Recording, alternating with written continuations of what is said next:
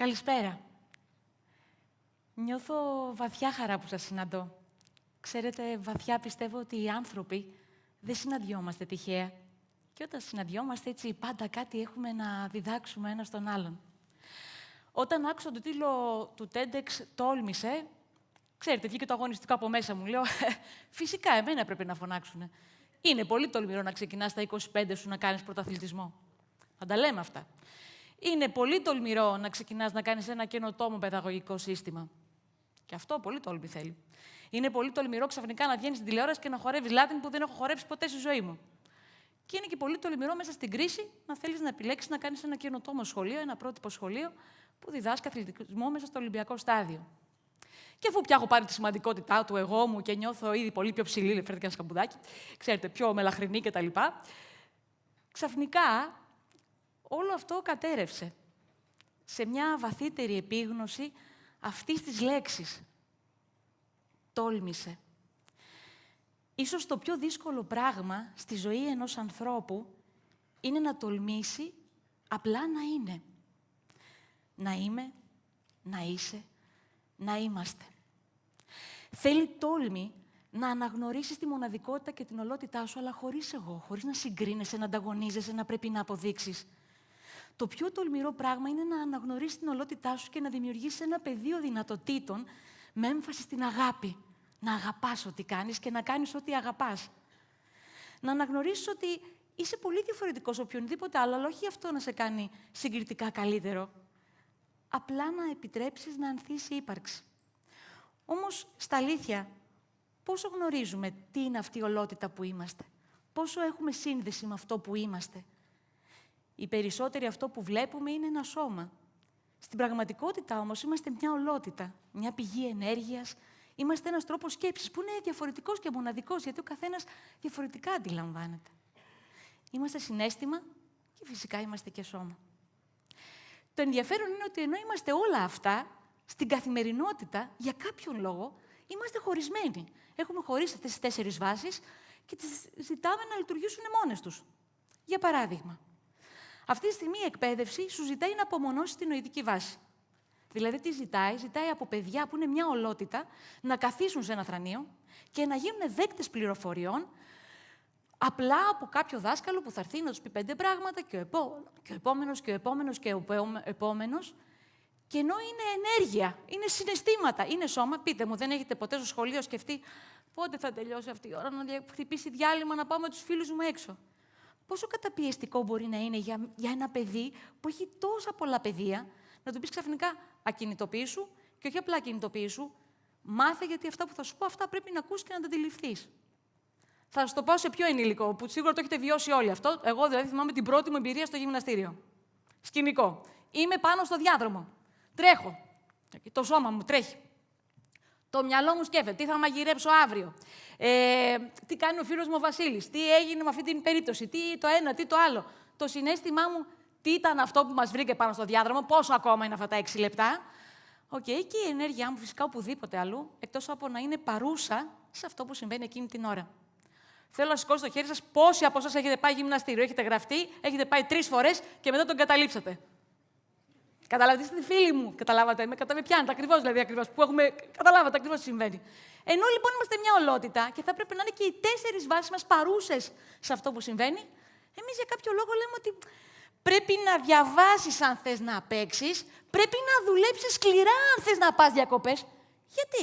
Δεν μπορώ να παίζω και να διαβάζω παράλληλα. Δεν μπορώ παράλληλα να δουλεύω και να περνάω καλά. Γιατί τα έχουμε διαχωρίσει όταν είμαστε μια ολότητα που θέλει όλα τα παιδεία μέσα μας θέλουν να περνάνε καλά στο εδώ και τώρα. Και γι' αυτό το λόγο, λοιπόν, αποφάσισα σήμερα να σας μιλήσω για τη μέθοδο Replace, η οποία τι κάνει? Εκπαιδεύει μικρούς και μεγάλους να είναι ολόκληροι. Θα ξεκινήσω λίγο να σας πω για αυτή τη μέθοδο. Πιο πολύ θέλω να σας μοιήσω λίγο στην κάθε μία βάση μας, γιατί το ενδιαφέρον είναι ότι αυτή η μέθοδος προπονεί και τις 4 βάσεις προς μια θετική κατεύθυνση, αλλά το ενδιαφέρον είναι ότι οι 3 από αυτές δεν είναι ορατές.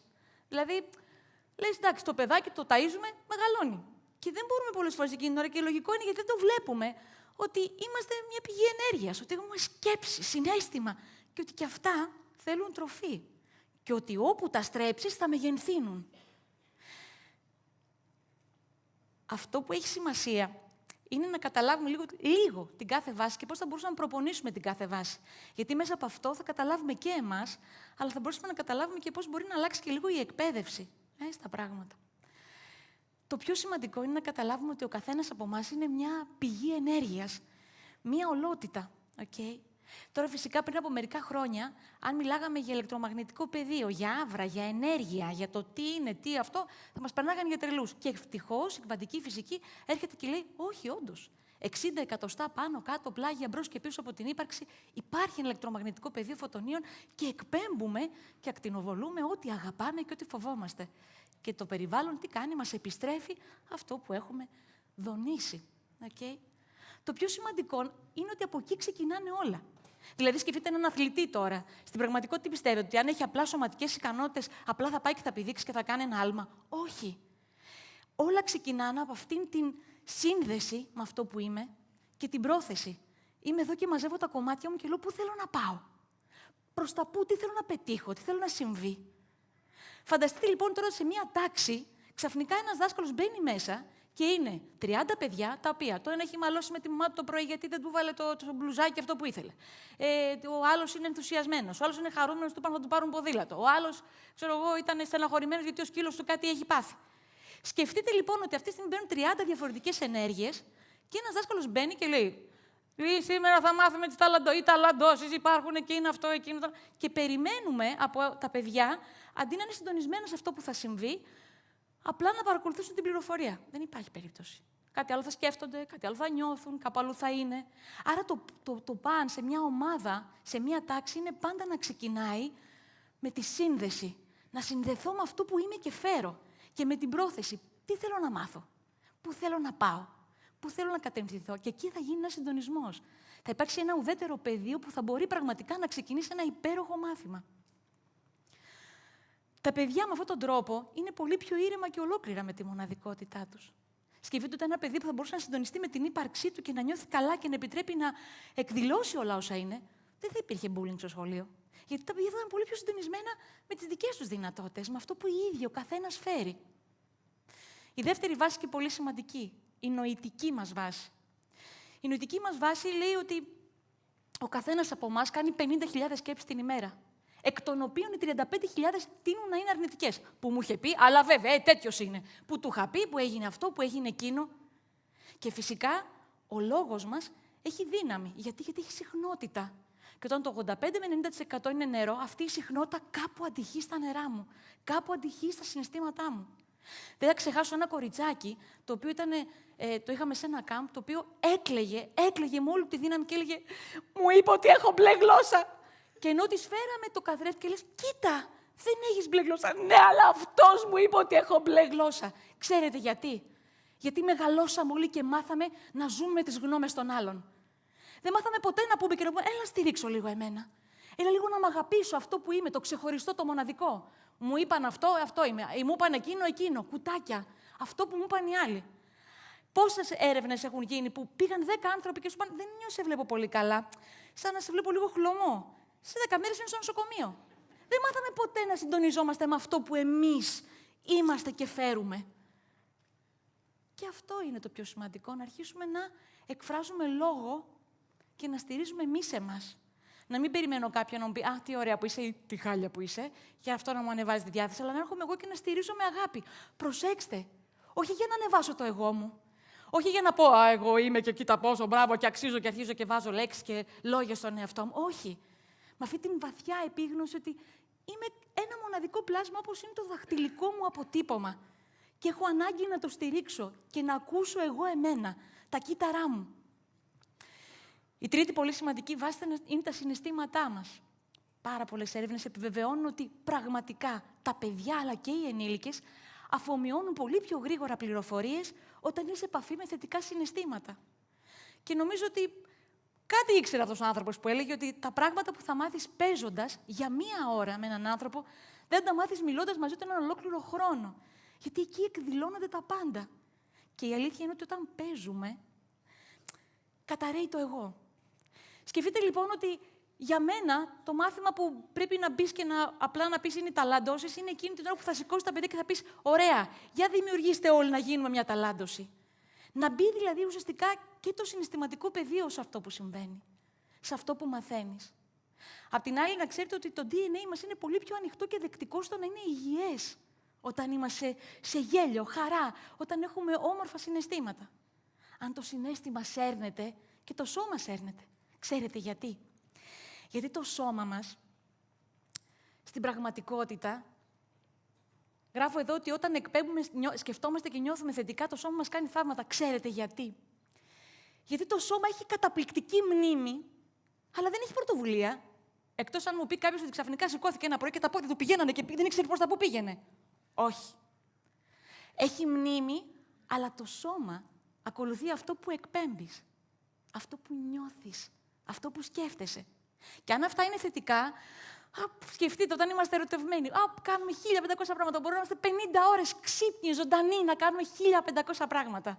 Όταν δεν είμαστε καλά, υπέροχο ταβάνι. Το έχετε όλοι λίγο. Ωραίο. Δεν είναι κακό. Άρα λοιπόν, ενώ στην πραγματικότητα όλοι έχουμε πάει και έχουμε κάνει λίγο άσκηση και λες, αχ, νιώθω καλύτερα με τα προηγούμενα, στην πραγματικότητα είναι αντίστροφα. Την ώρα που εγώ έρχομαι και συνδέομαι με μένα, αρχίζω και σκέφτομαι προς τα πού θέλω να πάω. Και όχι τι δεν πάει καλά, όχι τι δεν λειτουργεί, όχι τι δεν κάνω καλά, όχι τι δεν συμβαίνει. Την ώρα που εγώ έρχομαι σε επαφή και έχω ευγνωμοσύνη για αυτό που είμαι. Γιατί για να έχω έρθει εδώ, κάποιο λόγο εγώ που έχω έρθει, εκείνη την ώρα το σώμα πραγματικά κάνει θαύματα. Για μένα λοιπόν η εκπαίδευση χρειάζεται να έχει και να εμπεριέχει και τις 4 βάσεις. Χρειάζεται να έχει την ενέργειά μας και να προπονούμαστε με το να συνδεθούμε και να δώσουμε κατεύθυνση και πρόθεση προς τα πού θέλουμε να πάμε. Χρειάζεται να έχει θετικές σκέψεις και θετικό λόγο, ενδυναμωτικό με αγάπη για το είναι, αλλά όχι το εγώ. Χρειάζεται να έχει θετικά συναισθήματα, να είναι μια ευχάριστη διαδικασία. Και φυσικά χρειάζεται να συμμετέχει και το σώμα. Γιατί? Γιατί ό,τι μαθαίνουμε μέσα από το σώμα, πραγματικά το μαθαίνουμε. Το αφομοιώνουμε καλύτερα. Θα ήθελα λοιπόν να δείτε αυτό το βίντεο, που νομίζω θα σας δείξει τι ακριβώς κάνουμε στο Ολυμπιακό στάδιο. Η εκπαίδευση προχωράει και αλλάζει και χρειάζεται να είμαστε όλοι παρόντες στα νέα δεδομένα. Ναι, η εκπαίδευση οφείλει να αφορά τις 4 βάσεις του παιδιού. Η καλύτερη αρχή γίνεται όταν όλη η τάξη έχει ένα κοινό πεδίο ορισμού, ένα κοινό σημείο εκκίνησης, η αρχή ενός κύκλου που ανοίγει. Το κάθε μάθημα χρειάζεται να ξεκινάει με την πρόθεση και τον συντονισμό της σύνδεσης με την ύπαρξή μου. Τι έχω να μάθω σήμερα? Τώρα με ανοιχτοσύνη λαμβάνω όλες τις πληροφορίες και μαθαίνω εύκολα και γρήγορα. Τα παιδιά μαθαίνουν να κατανοούν τη δύναμη του λόγου τους, να συμμετέχουν με θετικές δηλώσεις. Όλο το μάθημα χρειάζεται να είναι μια ευχάριστη διαδρομή εξερεύνησης και βιωματικής προσέγγισης με θετικά συναισθήματα. Τα παιδιά μαθαίνουν πολύ πιο γρήγορα μέσα από χαρά. Το σώμα γίνεται οδηγός για να επιτρέψω η γνώση να γίνει βίωμα. Η αφομοίωση της γνώσης έρχεται μέσα από την διαδραστική επανάληψη. Η θετική προπόνηση στις 4 βάσεις του παιδιού το στηρίζει και το διδάσκει πώς να είναι παρόν σε κάθε τι που κάνει. Πώς να συμμετέχει ολόκληρο σε όλα όσα μαθαίνει, με το πνεύμα, τη νόηση, το συναίσθημα, το σώμα του. Και δεν υπάρχει τίποτα πιο γενναιόδωρο για τις επόμενες γενιές από το να δημιουργήσουμε παιδεία μέσα από την κατανόηση της ολότητας όλων όσων είμαστε.